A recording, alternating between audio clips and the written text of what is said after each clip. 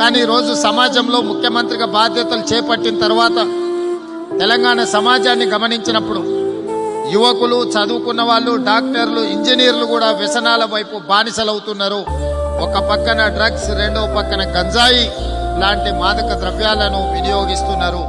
ఇది మన సమాజానికి తీరని నష్టం. భవిష్యత్ తరాలు సర్వనాశనమయ్యే పరిస్థితులు దాపురిస్తున్నాయి.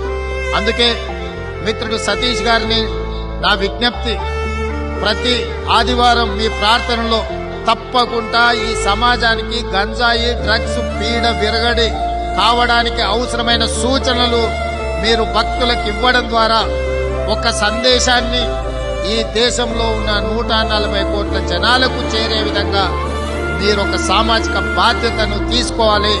మీ జన్మదినం రోజు ఈ బాధ్యతను మీరు తీసుకుంటారని ముఖ్యమంత్రిగా నేను భావిస్తున్నాను.